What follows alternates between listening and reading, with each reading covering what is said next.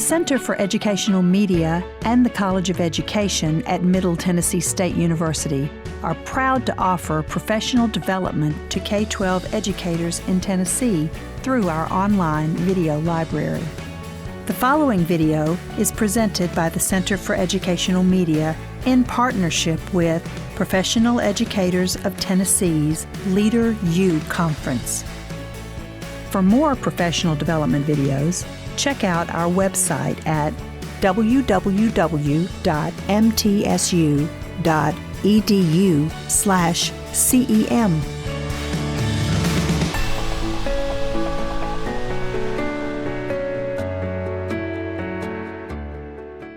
Good afternoon. Welcome back from lunch. My name is Natalie Beach. I feel like I've seen you before. I'm the Vice President of the board at PET, and we want to welcome you to session 2. We've got one more, and I'm excited to introduce you to Teresa Nichols here. She's the Director of Strategic Partnerships at SPED Strategies, and she really is a proven leader in special education with a record of improved student outcomes. As the Director of Strategic Partnerships, she leads the implementation and execution of state and district and school level support structures related to inclusive education. Prior to joining SPED Strategies, she served as Assistant Commissioner of Special Populations for the Tennessee Department of Education. She began her career as a school psychologist and has served in lots of different leadership roles, both at the state and the district level. And we've already been talking state business that I'm going to have to come follow up with her later. So I am excited to have her here and for us to learn more from you. So thanks for being here. Yeah, thank you. I didn't realize I was going to be read aloud. I might have given you something else to read. It's one thing to put that in like a conference, like, booklet or something, but it's always kind of weird to read those kind of bios out loud. So thank you guys for choosing this session. I'm excited to spend the next hour and a half with you guys. Everyone should have 2 handouts. If you don't, let me know. I've got some extras. But this isn't necessarily going to be a sit and get session, so I'm just going to go ahead and warn you guys now. I'm really going to work to facilitate your thinking and for you all to kind of think about how what we talk about today applies to what you all do every day in your schools and in your classrooms. So before I introduce myself, well, I guess Natalie kind of did, I'd love to know just kind of who I have in the room as far as roles. So if you are a special education teacher, will you raise your hand and just let me know where you all are? Okay, got some special ed teachers. Gen ed teachers? Got a couple gen ed teachers. School administrators, principals, assistant principals. Who am I missing? Because I saw some people didn't raise their hands. Who else do we have? I'm sorry? CTE. CTE, awesome, okay. What else? Who else do we have? Paras, awesome. Paraprofessionals, anything else? I'm an instructional coach. You got some school, man, my peeps are over here. Are you school psych? No, I'm academic coordinator for residential treatment. Awesome, awesome. Okay, I thought I heard somebody else. Instructional coaches, awesome. Oh my gosh, I'm so glad you all picked this session. We all do we're an alternative learning school. Oh wow, this whole table over here, this whole back, oh, this is awesome. Oh my gosh. I'm in another program in the same school for seniors that are in danger of not graduating. So they come to me, and we have a program, a computer-based program, to help them graduate on time. So I'm the coordinator for that for the county. Awesome, awesome. So you're like getting back on track guy. Yeah.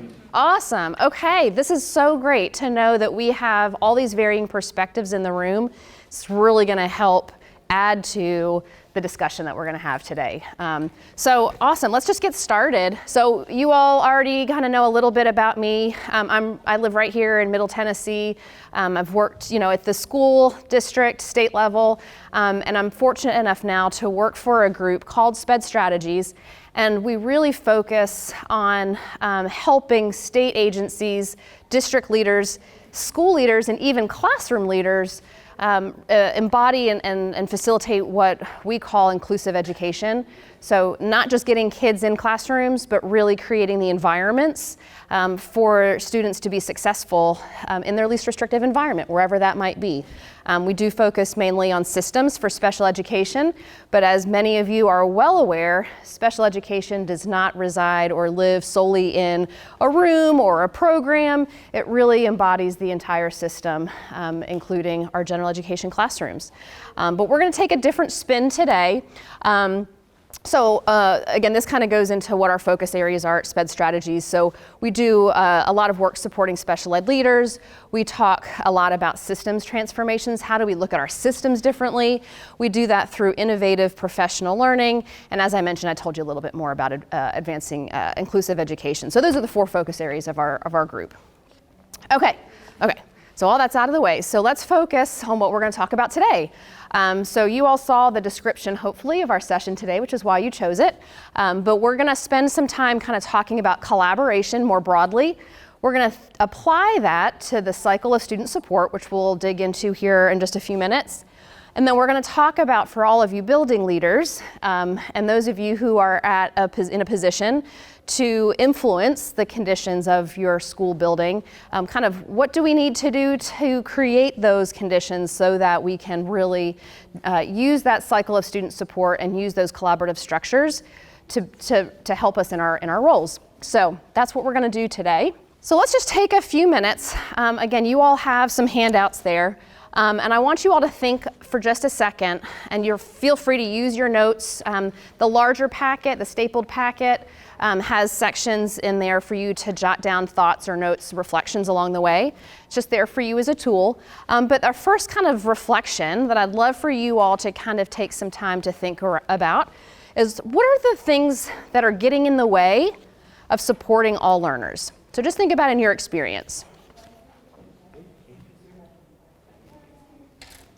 All right, some of you are still jotting some ideas down, but would love to hear anything that you all came up with, either as you were talking as a group or as you were reflecting on your own. What are some of the things that are getting in your way right now? I think for us, because we do work at the alternative school, we deal with a lot of difficult behaviors. A lot of times, some of those difficult behaviors get in the way of teaching everybody else, because we're reeling from those behaviors that we're seeing, and we're trying. I think that's getting in our way a lot. All right, so for those of you who couldn't hear, this group over here, they deal with a lot of students with behavior issues. Probably pretty significant behavior issues, because they've now been placed at a more restrictive setting in an alternative learning center. And so they tend to deal with a lot of behaviors. I'm sure a lot of us, even in traditional school settings, could probably relate to the fact that challenging behaviors oftentimes get in the way of teaching, often get in the way of other kids being able to access that learning. And sometimes it gets kids booted from the classroom altogether, right? So now you've got kids who aren't being even exposed or having access to their instruction because they're maybe in a different setting altogether. Thank you so much for sharing. Anything else? Mental health. I don't want to say it's similar, it's not the same thing, but absolutely mental health challenges. Language barriers. Some students don't understand English. Some have very little working English. Yeah, language barriers. So we're talking about English language proficiency, but we also have kids with disabilities, right, that have some language issues as well, whether they're having language impairments or maybe they're nonverbal, but language communication in general, absolutely. For us, we're a first-year public charter school, so we are working on our funding allocations and finding adequate support staff and staff in general for us to have help support those students. Absolutely. I'm glad you kind of pulled up and started thinking like systems level, right?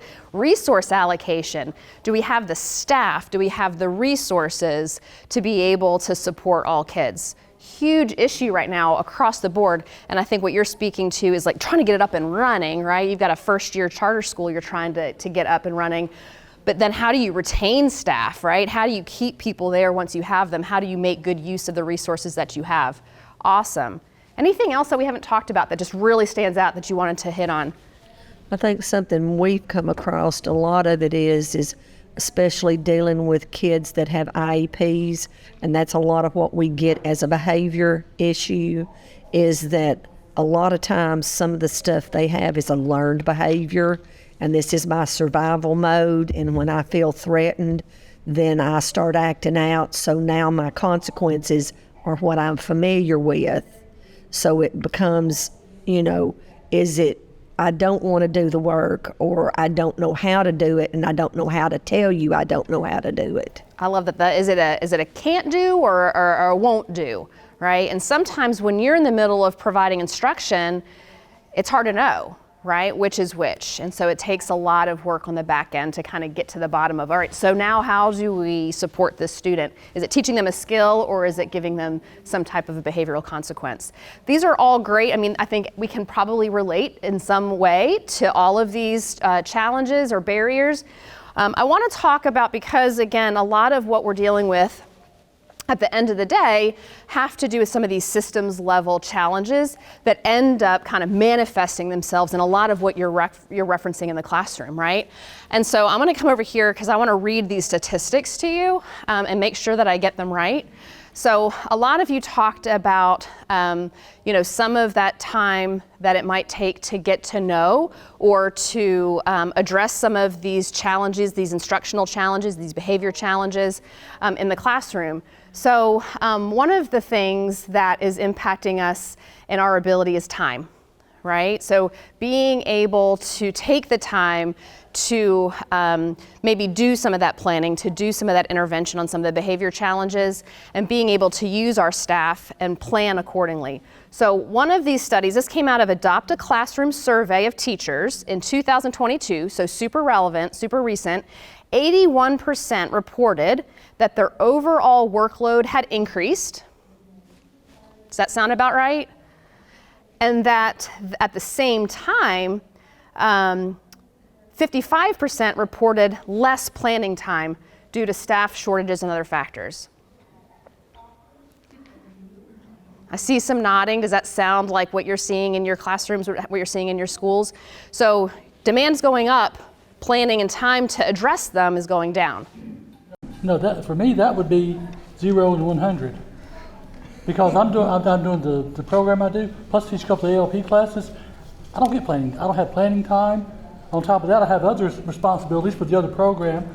Plus I have other, I have to take care of, send grades out to school, I have to do scheduling. So it's like, me, that's 100 and 0. Other duties as assigned, right? So you're one of these 81% of teachers who are saying mine is like gone up. Workload increased, 0% planning time. Yeah, absolutely, right? We also have this reality. This is about retention. So we kind of talked about like getting people recruited. How do you find people right now with all the shortages? And then you've got people who are so overworked. How do you keep them, right? Because what we're seeing, again, I want to read these. This is an article from McKinsey's research, and I can get you all, I don't know if you can read it, but you can see the citation here at the bottom. So K-12 teachers are quitting, right? This is what they say in their article. What would make them stay? They found that over the past decade, the annual teacher turnover rate has hovered around 8% nationally, which, I mean, that sounds actually pretty encouraging. I would have thought it was higher than that. 8% nationally, and it's more than double for schools designated for Title I funding. So in other countries, what they're finding, where you have better work conditions, that rate is actually closer to 4%. So we have teachers leaving at higher rates than ever before, and I think we can all relate to the fact that like after COVID, this is probably even like through the roof more than that, all right? So what this tells us is like, we have teachers who are overworked, they're burning out, they're not having enough time to plan, and we have retention and recruitment issues across the board, right? This is a national problem, it's not just in Middle Tennessee. But what we're gonna talk about today are like basically, how do we use what we have as efficiently as possible, and how do we create the conditions so that that can actually happen? And for you, those of you in the classroom who are like, well, I just don't have the autonomy or the authority to make those decisions or to create those building conditions, we're going to talk about some next steps, like what are some things that you can do to advocate for some of the changes and some of the conditions that you need to be able to do some of what we're going to talk about today, all right? So we're going to talk a little bit about how we can leverage some collaborative planning structures, how to build them to try to maximize our capacity, right? Because the reality is that we're not going to be meeting the needs of kids if we don't have time to plan, if we don't have time to actually step back and think about how we can use our resources. How can we share the ownership, right? These aren't like your kids, right? These are our kids. How do we create that shared ownership? All right. So, inclusive collaboration. Let's go ahead and dig in. So, let's start by reflecting on ways that we can collaboratively plan.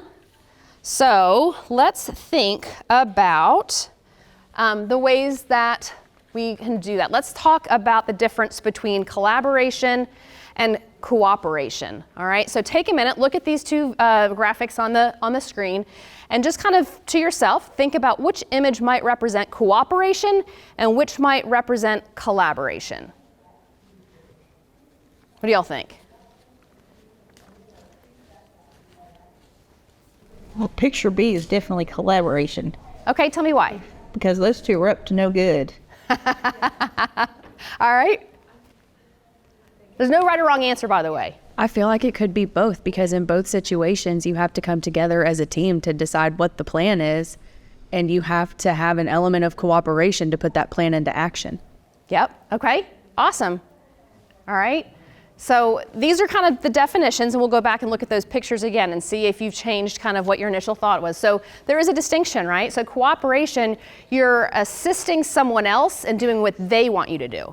So you're cooperating, all right? You're helping them achieve a goal. With collaboration, there are two or more people working together to create or achieve a common goal. So in that in mind, let's kind of go back and see, did anybody kind of change maybe what they think reflects cooperation versus collaboration? You have to have cooperation and collaboration in A, because if we're going to be a rowing team and we're going to be successful, we have to be able to talk and communicate. And in B, if I'm a cat trying to get the cookie jar or whatever that is, I've got to have assistance, and we've got to both know that we got an end goal we're working for. That's right. I guess it depends on who's going to eat that fish. Right? Because if it's only the top cat, then your bottom cat's really just helping the top cat get what they want, right? But if they're going to share it, then yeah, they're working together for a common goal, right? Kind of depends on how you interpret that, which is why, again, there's no right or wrong answer. But it's important for us to think about the difference, right? And think about our collaborative structures.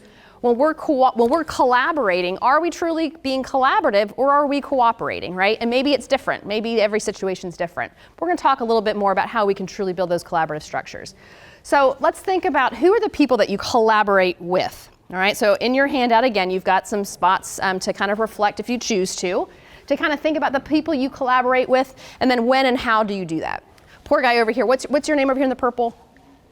Jeff. All right, Jeff. Jeff doesn't have time to collaborate, so you might not have much to reflect on here. I'm going to pick on you a little bit. Actually, I get a lot of collaboration with these folks, and cooperation too. I have a feeling that you do. You wouldn't be here if you didn't. Oh, they help me out a lot. So think about who are the people you collaborate with, when and how do you collaborate with them?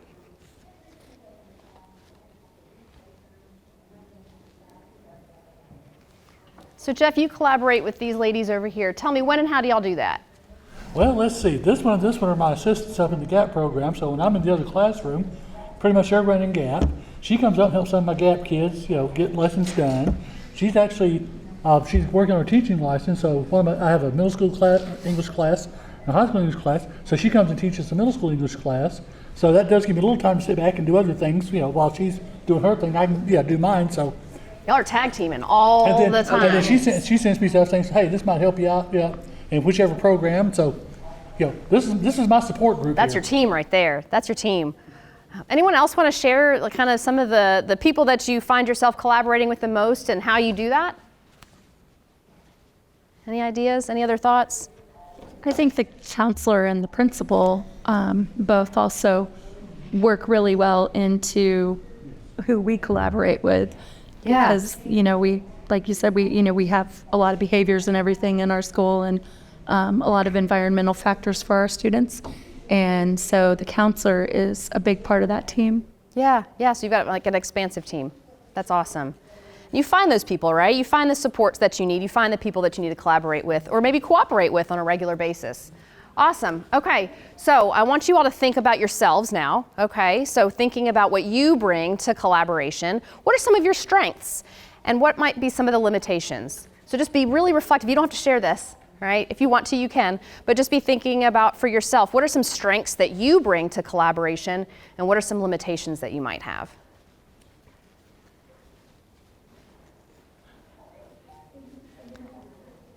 All right, when it comes to collaboration, sometimes we're contributing content knowledge, right? Sometimes it's like, well, I bring this to the partnership. Maybe it's, I have an understanding of student IEPs.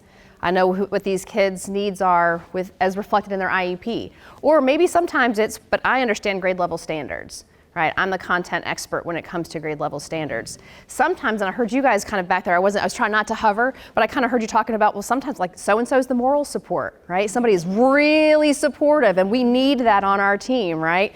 Some of us are just very like, we're just gonna get the job done. Right? And so thinking about like, sometimes it's content we're contributing, but sometimes it's an approach. Sometimes it's for lack of a better word, like a personality, like, a way that you're kind of contributing to that partnership. All right, so if you look on your handout, I think I've got a graphic up here, but you've got at the top of this page, there's a graphic that kind of has like an X and it has these diagonals. And basically this is a graphic that comes out of the school reform initiative. And it's a way to kind of think about, how you see people do personality tests and it's like, am I red or am I green or am I blue or what? This is kind of specific to collaborative styles. And so the 4 points, north, south, east, and west, reflect different types of collaborative styles. So what I'm gonna have you guys do is kind of read those, figure out, it's kind of hard, I have a really hard time with this one, but take a look at those and see if you can't find the style, the collaborative style that you most relate to. Some of you are like definitive. I'm like somewhere, I'm like, depends on the day.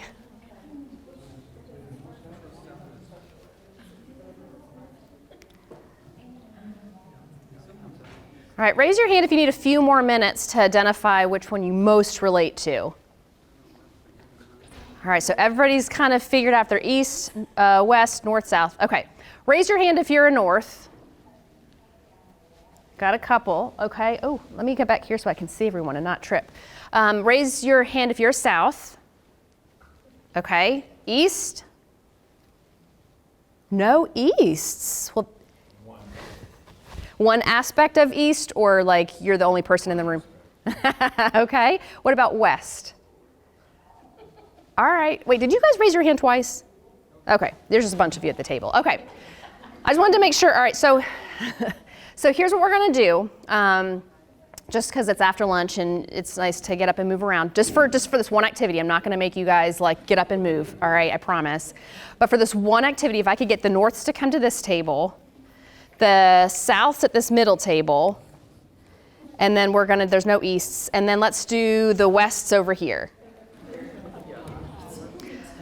All right, so in your groups, so now you're in your like-minded collaborative style groups.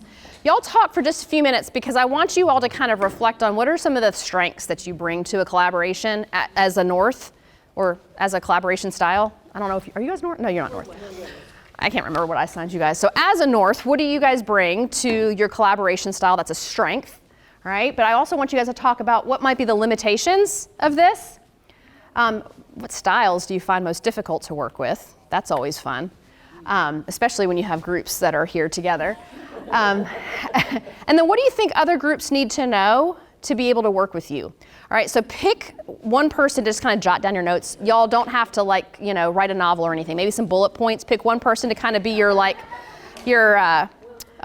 scribe. And we're gonna take let's just say I'll check in with you guys 5 to 7 minutes to see if you can get through all of these questions in the next 5 to 7 minutes. And we just kind of want to know a little bit about your collaboration style, okay? Questions? Anything I can clarify? The Wests over here are just digging on in. All right, perfect. And when it's walk off, you do your thing, you get what you need to done. The other one wanted to be right there. Definitely about connection. Like the thing me too said about, they can't learn until there's a connection and things. Yeah. I think communication skills, both listening. So in order for me to teach this middle school English class about Romeo and Juliet today, I've got to do this part and do this part, and then I've got to find a clip for Romeo and Juliet, and then I've got to explain to them, that's. All right, just about another minute or so in your small group. So if you haven't moved on to the last question, Go ahead and start talking about some things that other people should really know about your collaboration style if they want to work well with you. All right. Did you guys remember to find like your scribe, someone to kind of collect your thoughts?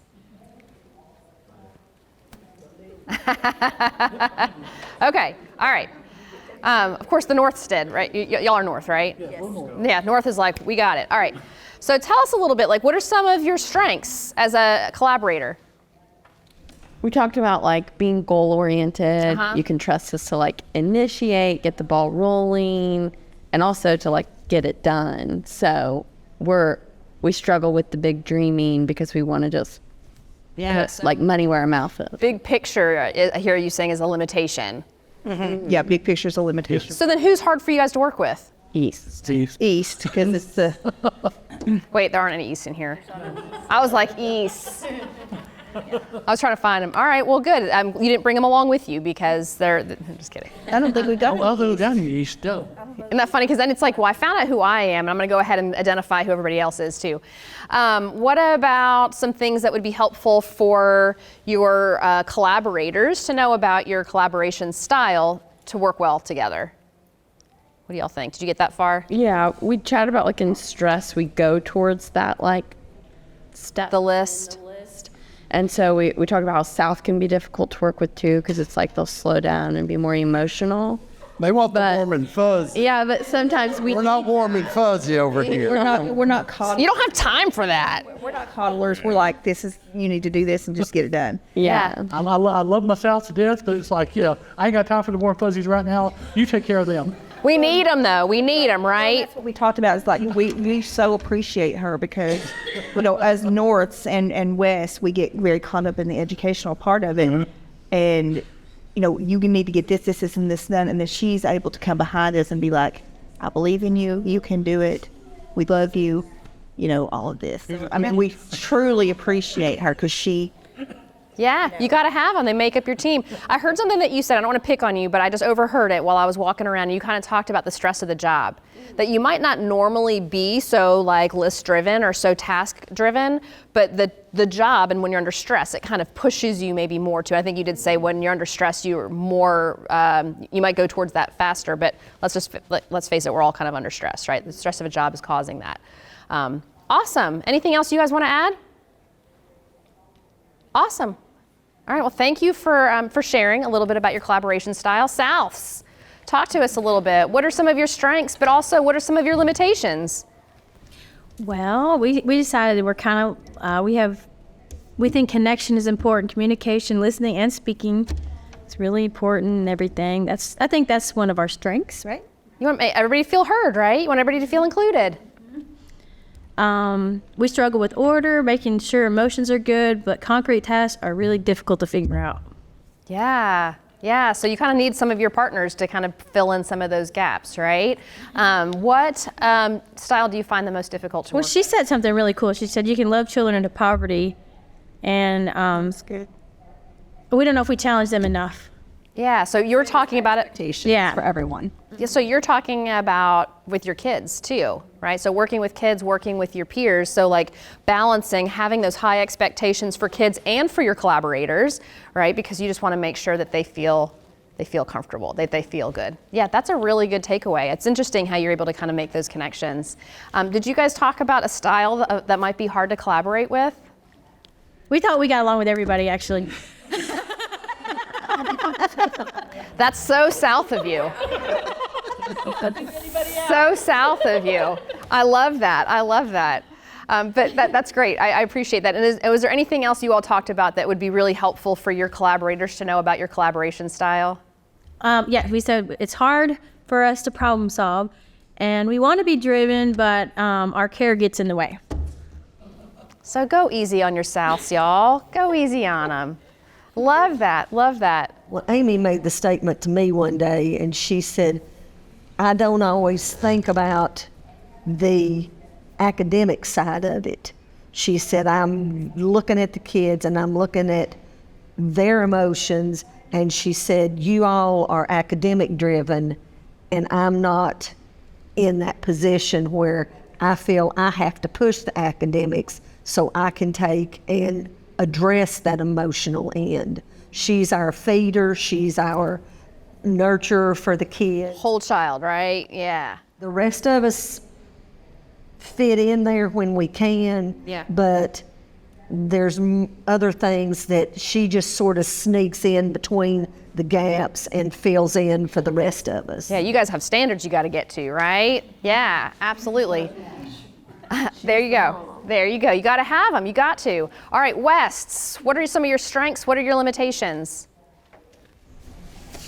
I think I'm in the wrong place. Did you find someone else that you think you would have, like, South. they're going to welcome you with open arms? It's time to talk, and she's going to leave. Everything that I really thought I was a West. I do try to ask tough questions, and I do try to be like, well, why are we doing this thing? Why is this part necessary? And in hearing the description of South, the reason that I'm asking those questions is because, well, what benefit is it having to the child, academic or not? How is it going to help this child? What do I need to do in order to make sure that this child is good? Well, and remember, like, well, for one thing, you can be more than one compass point. I made you all like force yourself into one. It was a forced choice situation. But I think somebody over here, you were saying you're kind of like, I might be east in some ways, and I think you said you were northeast. I'm a 045er. I'm north and east. But this is your collaboration style, right? It might not necessarily be the way that you teach your kids. I'm sure there's a lot of similarities, right? But this is kind of like when you're collaborating with each other, what do you bring to that partnership, right? So I love that. You guys are asking some of those tough questions during collaborations. What are some of your limitations? What are some of the ways that you might, hold your collaboration back? Sometimes I think it's because we do know we have to get this done and we have that question that needs to be answered. The biggest thing we talked about was how the person that gives you that task, are they the person that gives you the task and lets you do what you need to do, or are they the person that's going to micromanage you? And we don't tend to take micromanagement very well. Wests in general, or just like y'all are just kind of like, I don't either. Were there styles that you all found were harder to work with?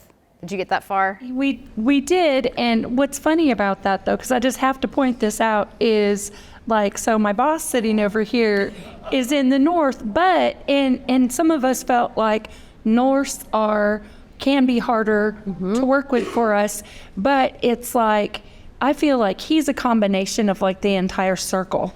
I don't think, I really don't think he's just a north, because he's compensating. Exactly, because he's incredibly easy to work with. But we did talk about the fact that, and in every school, I think there's kind of like maybe one person that's kind of difficult for everybody to work with. That's fair. And, and we do have one of those. And that person is luckily not here, but that person is a north, and and it's, you went ahead and identified for them. Yeah, you're like, they are north, whether they self-identify that way or not, right? Awesome. Well, here's the thing. We all bring something different to our partnerships, right? And it's really important to understand where we stand and where other people might stand, so that we can learn how to compensate, right? And kind of fill in where we need to. So that is super, super reflective. I appreciate you all taking the time just to kind of think. You have to be kind of vulnerable to kind of think about like what your own strengths and limitations are. So I appreciate that from you all. You can stay in your tables, or you can go back to your original seats. We'll go ahead and pick back up. Thank you all for that. All right, so we talked about strengths and limitations for ourselves, right? We kind of talked about strengths and limitations of others, right? Other collaboration styles. Do you see, though, how different people's collaboration styles can either create conditions or connections, or they can potentially create disconnections too, right? So think about people that you might be having a hard time collaborating with, and maybe it's like, I just don't understand like why they're so focused on getting this one task done when I've got this big picture goal I'm trying to work towards, and now the two of you are coming at a problem maybe from a different perspective, right? So you can kind of see where some of those collaboration styles can either create better conditions for collaboration, or they might create some disconnections as well, right? All right. So key idea here. There's no one right way, right? So we can't sit here and say, hey, if you follow this manual for how to collaborate effectively, it's not going to work because everybody's bringing their own collaboration style to the problem. All right, but what we're going to do is we're going to introduce a framework by which we're going to try to apply some of these collaborative styles to an approach to meet student needs. Because at the end of the day, that's the purpose, right? You all talked about collaborating and cooperating. You're doing that in service of kids, right? So every one of us, when we're talking about the collaboration that we have with our peers, are doing so in service of supporting kids, right? So let's see how we can apply this cycle of student support, all right? This cycle of student support, you have your second handout, so not the one that you've been writing on, but the other handout outlines the cycle of student support. And the framework here, the idea is that we want to enhance our collaborative efforts, but we also want to create a sense of shared ownership. As we talked about at the very beginning, right? When we sit here and think, these are my kids and those are your kids, that's not very effective, right? In the way that we're working together, right? So we need to think about how do we use our resources more efficiently, more effectively. And one way to do that is to create this sense of shared ownership. We're working together. We're not just cooperating. We're also going to collaborate, right? All right, so, whoops, I went too far. All right, so let's go ahead and just take a few minutes. I know some of us might take a little bit longer than others to get through because I want you to read pages 1 and 2 of the cycle of student support, just so that we're kind of all on the same page about what we're talking about. And as you are reading, I just want you to think about these two questions. I want you to think about, how does this cycle enhance collaborative planning efforts? So how could this framework really enhance our collaboration and our planning?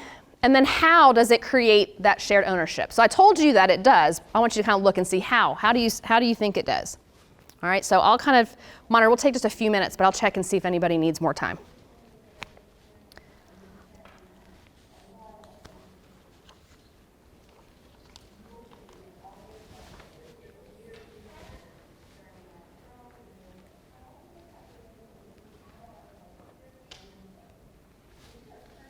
All right, so what do you guys think? How do you think this cycle could enhance collaborative planning in service of maximizing staff capacity? What do y'all think? What are you meaning by maximizing the capacity? So you only got so many people, right? So how could this cycle of student support, or were you able to find ways that the cycle of student support could help you maximize staff capacity through collaborative planning? It lets the experts do their part at the right time. Love that. Love that. So in case you couldn't hear it, I'm going to say this for the camera too. So it allows the experts to contribute what they need to contribute at the right time. Did I say that right? Yep. Love it. Gives them a time and a space to contribute their expertise, right? Absolutely. What about when it comes to creating shared ownership? What did you guys read, or what did you see that kind of led you to this idea of shared ownership? I like that idea a lot. And in thinking of just a specific example from my school year, we're a very small school this year. And so our collaborative team was very small. So it might have been 2, 3, 4 of us at a time collaborating and then bringing in others. And when we would collaborate for specific students with IEPs to help them find success, when they did find success, we all celebrated that student. And not just for students with our IEPs, but as a special education teacher and my colleagues knowing how and what is being taught in our general education classrooms, it helped us reinforce those skills. So it just created this really awesome community type dynamic. Yeah, I love that example, because you talked about sometimes we get so caught up in like, whose problem is this kid, right? Whose evaluation scores might this impact in a negative way? Or who's gonna deal with the behavior when it happens. But what you really talked about is how well you celebrated as a team. You had a sense of shared ownership around the success of kids because you were all contributing behind the scenes to make things and to put things in place for that to happen. I love that. And then the second piece that I really heard from your takeaway is going back to this keeping the state standard, or keeping the grade level standards, keeping high quality instructional materials, keeping curriculum at the center of these conversations, because now as a special ed service provider, you know what's happening in the classroom. So you can be now working with your partners, with your collaborative partners, to help as a team achieve those standards, right? Because now you know what it is. How do you work towards a common goal? If the goal is for kids to master grade level standards, how do we work together how do we row, right? Think about the rowers. How do we row in the same direction if we don't know what the other person is doing? If in this silo we work on grade level standards, and then over here I'm gonna work on IEP goals. You're not working together, right? How could you possibly be rowing in the same direction? Love that. So that sense of shared ownership, keeping kind of having the same goals, gives you that sense of shared ownership as well. Anything else that you read that we didn't talk about that you wanted to make sure we highlighted? Well, a lot of it is, and she touched on it, it's culture of the building. I just left a place that was not a good culture for our spec kids. Didn't have conditions, huh? No building conditions. Did my best along with my other 2 sped teachers, because we were a K through 8, so there's 3 of us, though we never collaborated because we were scattered across a 1/4-mile long school. But we were trying to change the culture of the building, because it was a lot of, that's your kid, this is our kid. Yeah, not a very efficient use of staff. I actually heard a teacher, they're just stupid. And it's like, okay, yeah, we got to fix this. Got some mindset issues there. So if you can hang on to that culture y'all got going down there as the new school, will make a huge difference in years to come. We're working on it for sure. Yeah, that's awesome. And I guarantee you, so that you got that building culture where there's no collaboration going, there's probably a lot of turnover, right? Actually, that's the problem, is 2 assistant principals and the principal have been there forever, including their K through 8 grades. It's an ingrained culture. It is. Ingrained culture. Pretty deep there. Yeah, it sounds like it. All right, so in theory, this sounds like a great idea, right? But what does this actually look like in practice? We're gonna take a second and we're gonna look at a case study just to kind of examine what this might look like in practice. All right, so we're gonna zoom in a little bit on one step of the process. So we're going to zoom in on the second step of the unit level supports, all right? So this is where we're going to collaborate with support staff to identify and plan effective supports throughout a unit, all right? So in your handout, page 4, you're going to read a case study on Pelican Elementary School. And this is kind of their attempt at implementing the cycle of student support. So you can kind of see what it looks like in practice. So as you're reading, I want you to reflect on what was effective about the approach, but what could be more effective. And I can tell you that you'll find things that you'll be like, I might have done that differently. That's okay, that's good. And then what conditions would need to be in place for Mrs. Rogers and her colleagues to be successful. So as you're reading the case study, keep these 2 questions in mind. And let's see, I'm gonna give you guys about 5 minutes to kind of read through that and kind of reflect on your own, and then we'll have some discussion around it. Good? Awesome.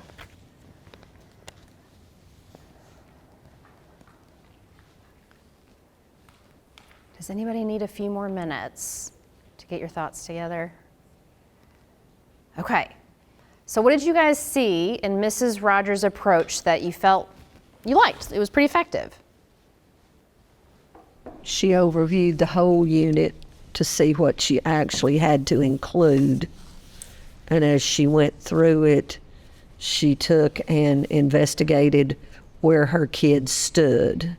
Now, the issue we have is that we don't necessarily, since we are not the teacher of record, we don't have access to a lot of that, which is what we have been trying to discuss with the school system, is we can't help your child that you send to us if we don't know what they need working on. So that is huge. It always comes up in this conversation. We've had a huge push across the country and in Tennessee on the implementation of high quality instructional materials, right? Make sure we put the best curriculum, the best materials we can in front of kids, and then we hold them hostage, right? Right? And so this always comes up, but I don't know what they're working on. but I don't have access to the teacher editions, but I don't have access to the units, right? When we talk at our planning, we're not pulling those things out. I don't have access to them, right? So when we talk about the conditions that we need, that's one of them, right? If you're going to do this, you have to have access to what's happening in the general ed curriculum, right? Which is also going to include, well, what standards are you working on? What's the unit? What is the content? What are the standards that they have to know? Because then you can contribute to, well, these are the gaps, right? Well, see, they're wanting us to use Mastery Connect, which provides a lot of that information as the standards. But we went to a training, and the fact that not being a teacher of record, they don't want to give you access to the system with the grades, and you've got access to God and everything on that child. Well, I don't want to change the grades, but if you want me to help you learn and figure out, I've got a classroom that is supposed to be less than 12 kids to a classroom, 12 or less. But if you want me to help, I don't know how to help that child if I don't know that, okay, maybe they do know percentages, but they don't know how to put a fraction and a decimal together. So how do you do that if they don't want to relinquish the ability? I mean, even if you just gave me access to testing information, or just give me enough information that I can read what he's doing, and it comes into a play with the testing and all of that. Yeah. They want you helping on iReady and all, but how do you help on iReady and ACT and all this other stuff when you, as the support personnel, have insufficient information? So you're the goldfish, or you're the cat trying to help your friend get the goldfish, but you don't have all the information you need to be able to row in that in the same direction, right? I'm sorry, I saw your hand up. I think that it's really cool how she met with the English teacher and she met with the special ed teacher, because I feel like in our IEP, what's the meeting, PLCs, we only meet with our 3 grade teachers level that are in our CTE. Like, we don't meet with anybody else, which I think that would be really helpful to meet with behavior coach, and they could give you ideas of, one time I never met with the ESL person, but I talked to them about something, and they told me that on your PowerPoint, you can put it up to where the English, everything it said all the time comes up typed up in Spanish. It's translated. And so when I got evaluated, that was already set up, because every time you put a PowerPoint up, it does that. And so he was like, how'd you do that? But I was just talking to him that he told me about that. Yeah. But he's right in my hallway. Like, the other people are far away. So how many times as an administrator, right, is it, you're trying to figure out how to plug people in to cover kids, right? Whereas if you had that time with your special ed counterparts to plan ahead of time some of those supports, you might not need someone to cover because you've already planned your lesson around that support. Right? So yeah, there's definitely going to be the need to have kids, or to have kids covered. You're definitely going to need to have staff in classrooms like that. You're not going to ever alleviate those needs, but are we patching holes, right, that don't need patching if we can take a more proactive approach, right? What about some things that you might have done differently? What are some things that you saw that you're like, that could have been more effective?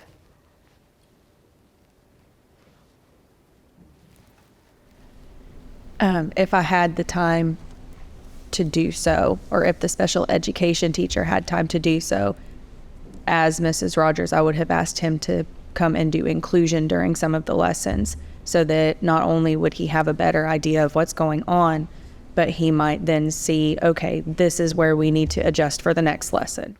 So what we talked about over here is maybe kind of thinking more intentionally about when we have that student support teacher, maybe the special ed teacher, what was his name, Mr. Morgan, having him in the classroom at maybe intentional times so that he can have a greater understanding of what those standards are, so that he can have a better understanding of what the support needs are.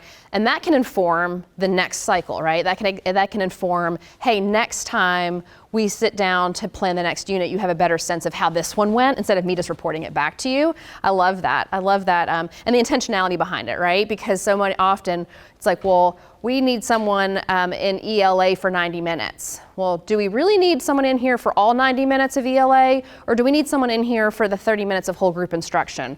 Or do we need someone in here for the 30 minutes that kids are working independently, right? So being really intentional about when within that 90-minute block do we actually need coverage? Because now, if you're intentional, you might have just freed up 60 minutes of a teacher's time or a para's time that they would have just been sitting there, right? I mean, that happens. There's times where you're like, why am I here?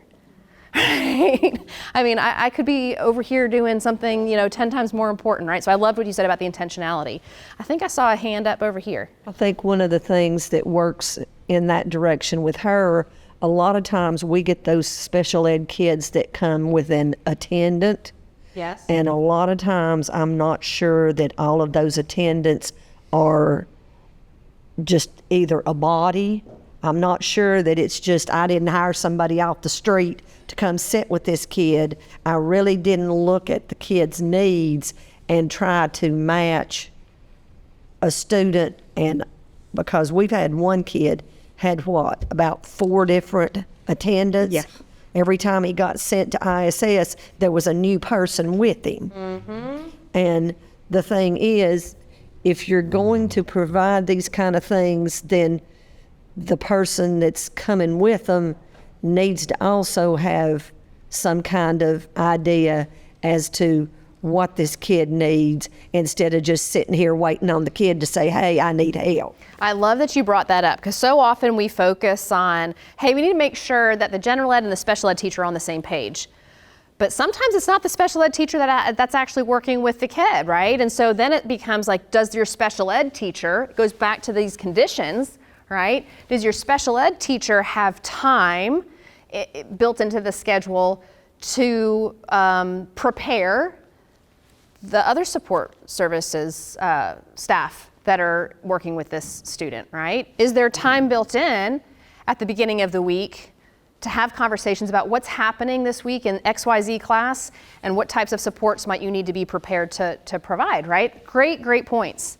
All right, I'm gonna move us and think about the conditions because we keep hitting on this fact that there are certain conditions. It's great to talk about this in theory, right? It's great to be able to say, hey, this is what we're gonna do, but the reality is that we need certain conditions in place for things to happen. So we've talked about access to materials. We've talked about time, right? What are some other conditions that you all were like, man, that sure would be nice, but I don't have, or my teachers don't have? I have a hard time with kids that have to have the test rented to them. And so I don't know if it's okay to send them to the special ed department and have an EA read it to them because I think they get mad at us when we do that. I'm not sure, but It's not for me personally. It's not that you send them. It would be having a student sent to me without having prior knowledge that the test was being given. Because if we know ahead of time that the test is being given, happy to read it. Happy, I could ask one of my paras if they'd be willing to read the test to this child, but having a student just sent to the room out of the blue, like, what are you doing here? What's up? Are you okay? And they're like, I need this read to me. And then we're scrambling to try to not only accommodate and serve the other students that we have, but also make this accommodation as well because he does need it. yeah, and it's a lot of time. So anytime the classroom teacher is willing and able to read aloud the test, we very much appreciate it. I very much appreciate it. I feel like I can't speak for all, but I really appreciate it because it's super helpful. And what a great opportunity at the beginning of a unit to say, hey, I'm gonna have a test this week. We're gonna have XYZ number of kids who need it read aloud. Let's just talk about how we're gonna make that happen together, right? And you might have a teacher who's like, look, there's no way. I'm gonna be over here doing XYZ. Like, is there anybody else who can read this test aloud? Or you might be like, oh, you know what? I've got a handful of kids that are gonna be needing the test read aloud at the same time. Let's just create a spot, right? And we'll have different people, right? So it's just a matter of like, Communication. Yeah. there you go. There you go. There you go. Other conditions that you can think of that we haven't talked about that would have made this or would have made this even better. Anything else you guys can think of? I'm going to hit on something that you said earlier about, just because I want to summarize it and capture it here. You talked about the fact that you have time to collaborate with other CTE teachers, but maybe not time with some of these other support services personnel. It's not just time, it's schedules, right? It's the efficient use of the time we have, right? So scheduling is a nightmare, as I'm sure our administrators in the room can tell us. It's never done, right? And so to have to figure out how to make all of these pieces work together, it has to be prioritized, because the reality is you make time for what's important, right? And sometimes collaborative planning feels like, well, it's a nice to have, not a must have, right? It's kind of like, well, if the schedule works out and we can figure out how to get you in the same block of time to collaborate together, we'll make it happen. When at the end of the day, what we're pushing for is that if you make this a big rock, if you make this a priority in your building, you might actually end up solving some of the things that you thought were big rocks, right? That you're scheduling people to cover and you think that's the biggest rock. I gotta keep my IEPs in compliance. Yes, you do. Gotta keep your IEPs in compliance, but you might be able to cover more effectively and more efficiently if you prioritize collaborative planning efforts. All right. So the key takeaway here, I'm going to try to push us through so we can get through the last bit here, is that, as you said earlier, everyone brings a distinct role and expertise into this collaborative planning effort. This gives us the time and the space to leverage those skills and to leverage that expertise. All right, so let's talk a little bit about building level conditions. Let's see where I am, because I just start rambling and then I lose where I am. All right, so we're going to go back to our cycle of student support. So go back to your smaller handout. So remember, I told you to just read pages 1 and 2. We're going to go ahead and read that third page. Okay, so we're going to talk a little bit more about the building level conditions that we need to have in place. So as you're reading, I want you to think about the conditions that you already have and think about where you might want to focus moving forward. Okay, so does anybody want to share? You don't have to, but anyone want to share some of the conditions that you feel like you've already got in place? You're really lucky.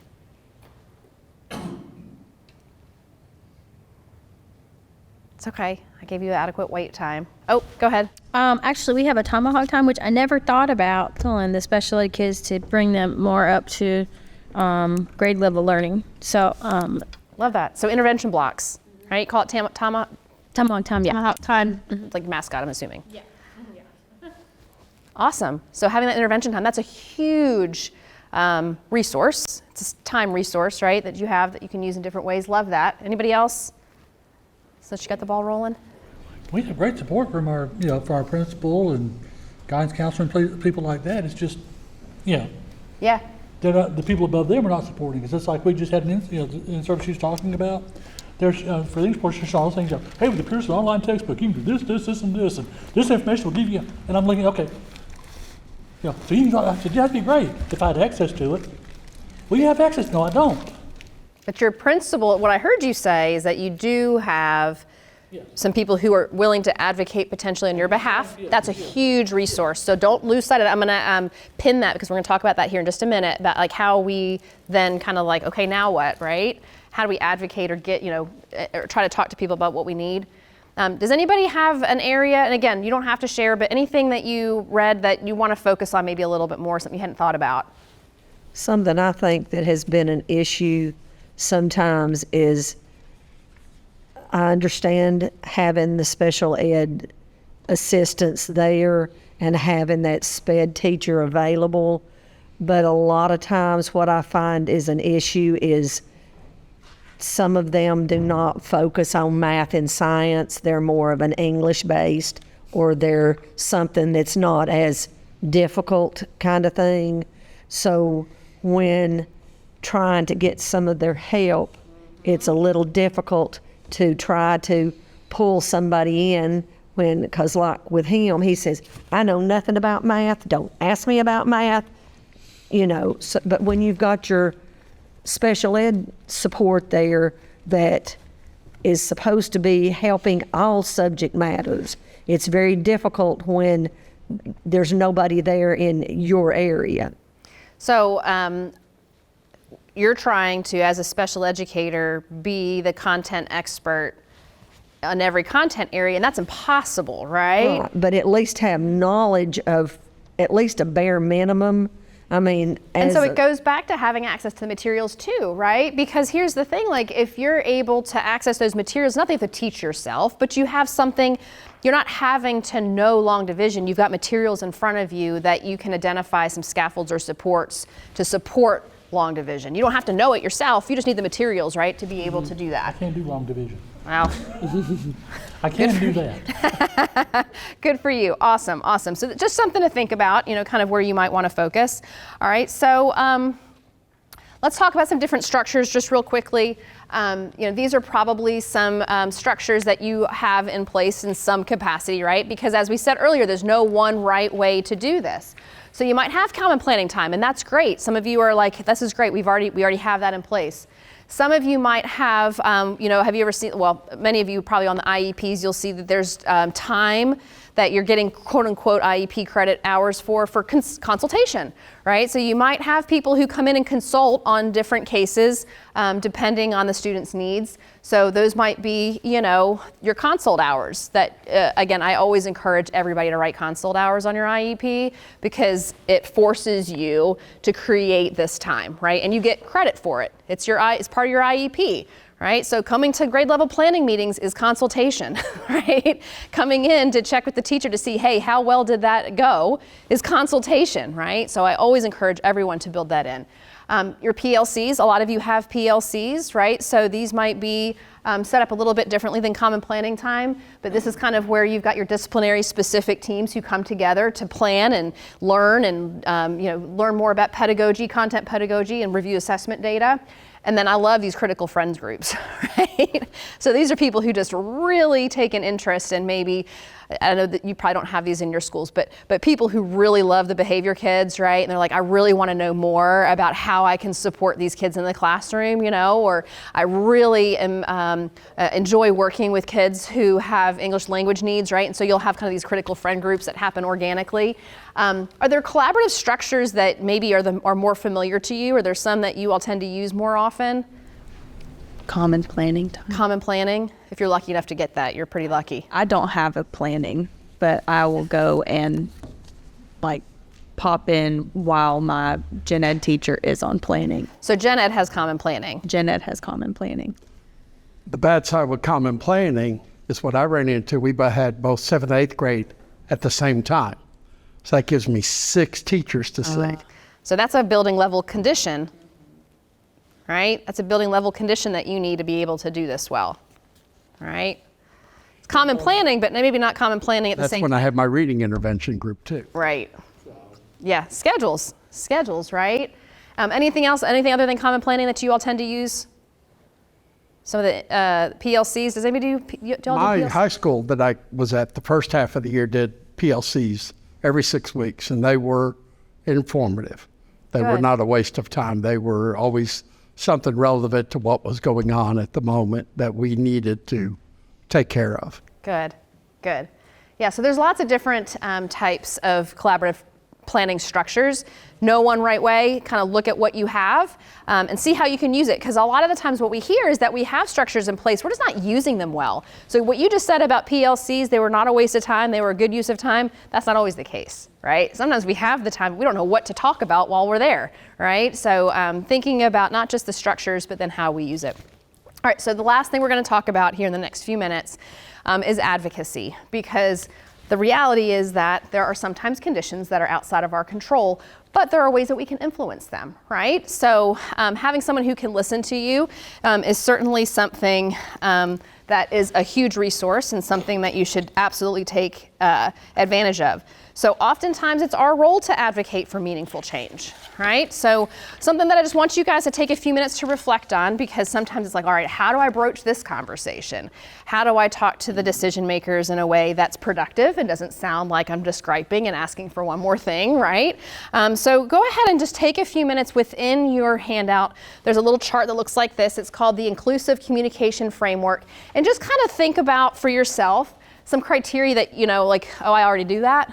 right? Like I do this every day, all day. And then what are some things you're like, ooh, I could probably do that better. So just, again, you don't have to share out, just kind of take a minute to reflect for yourselves. All right, so as we wrap up, just wanted to reiterate that we all have a role in promoting some of these changes that at the end of the day are going to benefit kids, right? We might feel like in the short term, like this is something that's going to help me in my role. At the end of the day, it's all in service of kids, right?